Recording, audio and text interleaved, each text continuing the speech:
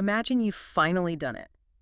You reached your breaking point with the endless emails, the notifications, just the sheer noise of your daily life. Oh, I know that feeling well. Right. So you delete all your social media apps, you quit your high-stress job, and you book a remote cabin in the woods for a month to finally, truly find peace. The ultimate act of modern self-care. Exactly.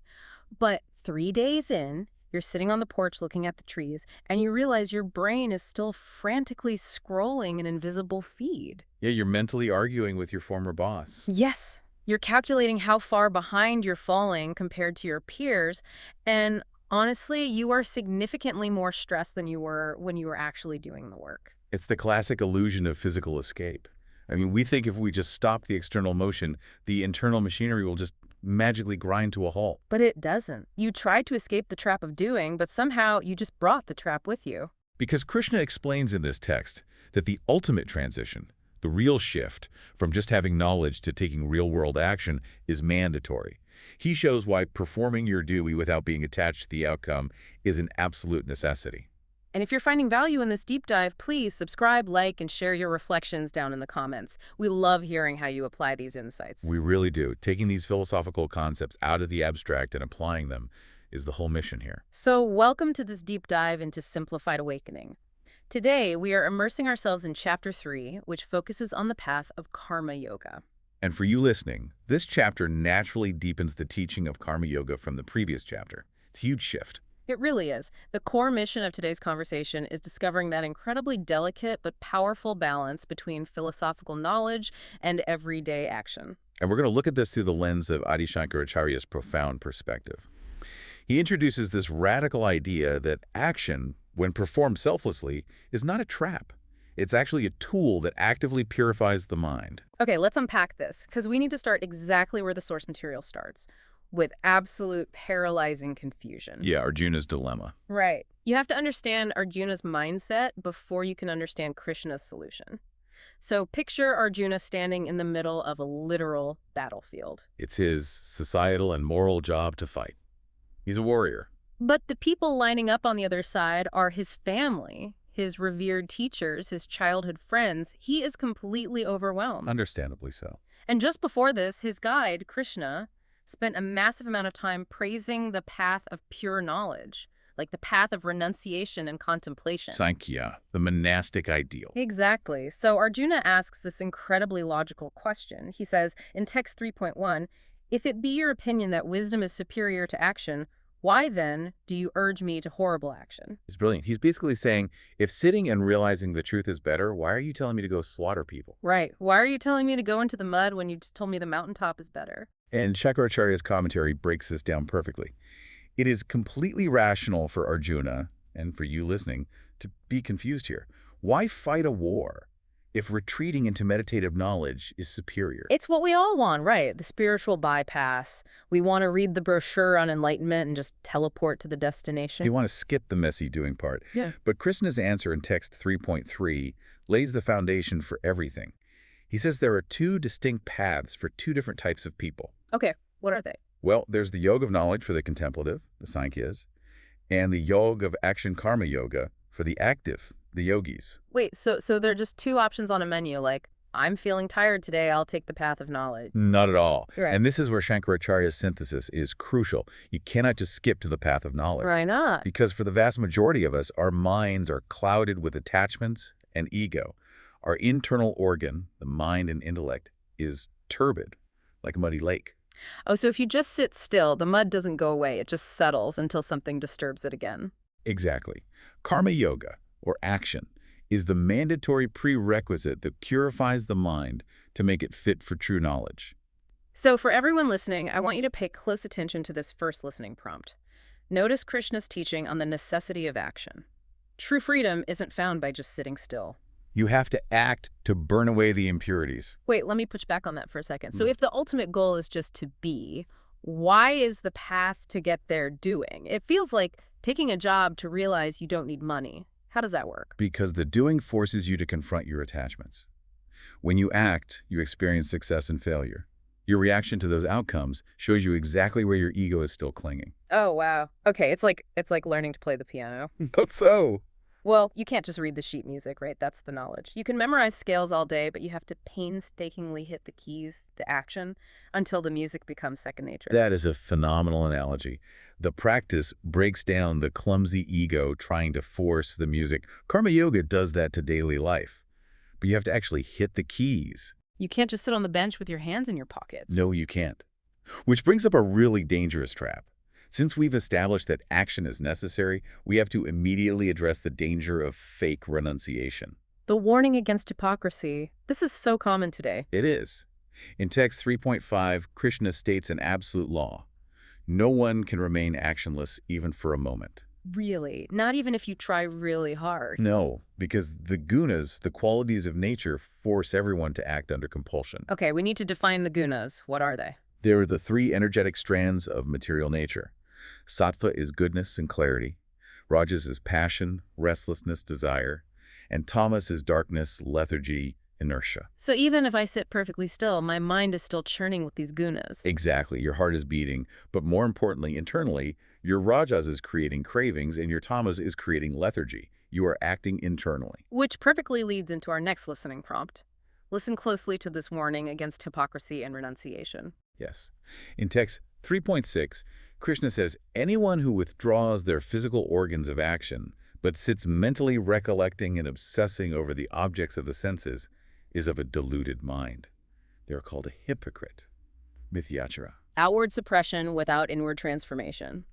Shankaracharya unpacks the psychological brilliance here. It is spiritually dangerous.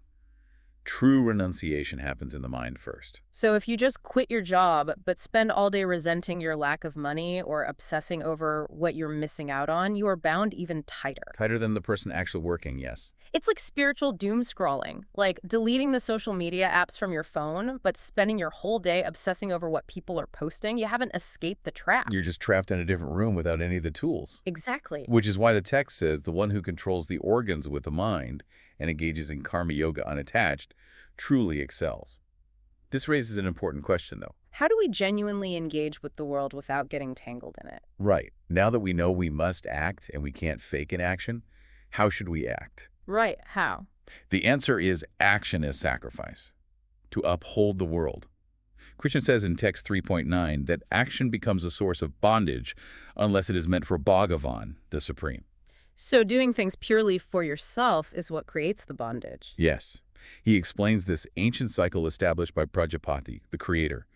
Beings are born from food, food from rainfall, rainfall from sacrifice, and sacrifice has action as its origin. I mean, that sounds a bit like ancient mythology, rain gods and all that. It sounds like it, but Shankaracharya translates this ancient Vedic concept of Yajna sacrifice into a universal principle of cosmic interdependence. Like an ecology. Exactly. We breathe out what plants breathe in. Society only functions because millions of people perform their duties selflessly. So performing our daily obligatory duties. The nitya karmas. Right, the nitya karmas. Doing them without selfish motives keeps this massive wheel turning. And it prevents the accumulation of sin, which in this context means avoiding the decay of social and moral order. He who doesn't follow this wheel lives in vain. This is so relevant right now. Think about modern culture. It's an age of extreme individualism. Optimize yourself, build your brand. Consume as much as possible. Yeah. But this text from millennia ago reminds you that you are a cog in a massive, beautiful cosmic clock. When you refuse to turn, the clock breaks. It's the perfect antidote to modern alienation. Here's where it gets really interesting, though. Because knowing we have to uphold the world is one thing, but how do we actually do it without suffering? We need a specific mindset. Nishkama Karma, the art of selfless action. Okay, here is our final listening prompt for you. Pay attention to this explanation of Nishkama Karma acting without desire for the fruits of the action. It is the most transformative psychological tool. Text 3.19 says that by performing duty without attachment, a person attains the highest. So you do the work, but you don't care about the reward. Right. The text gives the historical example of King Janaka. He didn't abandon his kingdom to be a monk. He strove for liberation through his royal actions themselves by doing them selflessly. That's Lokasangraha, right? Preventing mankind from going astray. Yes. Whatever a superior person does, another person does that very thing. Leaders set the standard. Even Krishna says he himself has nothing to gain in the three worlds, but he continues to act anyway. And Shankaracharya says even a fully enlightened person should continue to act out of compassion, just to set a flawless example. But practically, let's look at the psychology of this. The relief of Nishkama Karma. The relief is immense. Think about it. Anxiety lives entirely in the gap between our actions and the results we crave. Yes. The waiting, the hoping. Exactly. By severing the emotional attachment to the result, which we can't control anyway, we pour 100% of our energy into the execution of the action. Okay, and I know people are thinking this, if I don't care about the result, won't my work get sloppy? Why would it? Because, how do I stay motivated if I don't care about the promotion or the grade? Won't I just stop trying? We always confuse attachment with effort. Let me use an analogy. Think of an elite athlete playing a championship game. If they are staring at the scoreboard, worrying about their contract... They choke. They play tight. Right. Yeah. But when they play purely for the love of the game, in that flow state, they actually play better. They execute flawlessly because they aren't carrying the weight of the result. Wow. Yeah, they play better when they aren't staring at the scoreboard. That's Nishkama Karma. You give yourself completely to the action itself. But to do that, you need a shift in identity, don't you? Who is actually doing the action if I'm not doing it for myself? This is the profound realization of non-doership, the mechanics of action. Let's break that down. Text 3.27 says the unenlightened person, deluded by egoism or ahamkara, thinks, I am the doer. I wrote this email. I built this house. Exactly. But the knower of facts understands that it is merely the Gunas acting upon the Gunas. The qualities of nature acting upon the qualities of nature. Wait, explain that. Our physical bodies and our senses are part of Prakriti, nature. When we eat or look or walk, it's just material nature interacting with material nature. So biology interacting with physics. Yes. The true self, the Atman, is just the silent witness. Shankaracharya emphasizes that the idea of being an agent or an enjoyer is entirely a result of ignorance. Okay, I have an analogy for this. It's like a passenger in the backseat of a taxi. Go on. Like a little toddler sitting in the backseat with one of those toy plastic steering wheels suction cupped to the window. Oh, I love this. The toddler is frantically turning the plastic wheel, proudly claiming, I am driving this car. I'm navigating the traffic. That's the ego, right? Ahamkara. That is exactly the ego. Recognizing the gunas means realizing you're in the back seat. You put the toy wheel down and just enjoy the ride, knowing the actual driver nature or the supreme is handling the road. What's fascinating here is how this philosophy completely neutralizes burnout. Because you aren't carrying the weight anymore. Exactly. You burn out when your ego insists on carrying the weight of the world, when you think you are the sole architect of reality. So Krishna's ultimate instruction in 3.30 makes total sense. Engage in battle by dedicating all actions to me, with your mind intent on the self, becoming free from expectations and egoism, devoid of the fever of the Atman. Devoid of the fever, that chronic modern anxiety. The fever of needing to control everything. But Arjuna asks a very relatable question here, because if Nishkama Karma is so liberating, why is it so impossibly hard to do? Yeah, why do we constantly sabotage ourselves? Arjuna asks, by what is a man impelled to commit sin, as if by force? What is hijacking us? And Krishna identifies our inner enemies. Desire and anger. Born of the Rajas Guna, he calls them the all-devouring and all-sinful enemy. Desire and anger, are they different things? Shankaracharya points out they're two sides of the exact same coin. Yeah. When a desire is thwarted, it instantly morphs into anger. Oh, wow. Frustrated desire becomes anger. Yes. And Krishna uses metaphors to show how they obscure our knowledge, like smoke hiding fire, dust hiding a mirror, or a womb hiding a fetus. Different levels of blindness. Smoke is easy to blow away, but a womb is a structural covering. Our deepest desires blind us completely. And we cannot fight these enemies purely with willpower. Willpower fails. So how do we fight them? Krishna gives a hierarchy of control. The senses are superior to the gross body, but the mind is superior to the senses. Okay. The intellect is superior to the mind, but the self is superior to the intellect. The chain of command. Yes.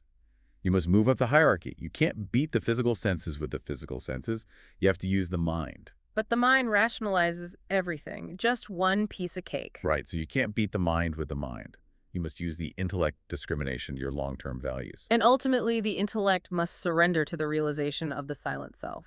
Conquer the enemy through the knowledge of the self. Control the lower organs first, and then rest in awareness. So what does this all mean for you listening right now? When you're in your daily life and you feel that sudden flash of road rage in traffic. Frustrated desire. Right. Or that sudden craving to check your phone. Recognizing that impulse as rajas rather than identifying it as you is the very first step to freedom. You step back and say, that's not me. That's just the gunas fluctuating. You put down the toy steering wheel. I want to leave you, the listener, with a thought to mull over. If your actions today were completely unattached to tomorrow's outcomes, what would you do differently right now?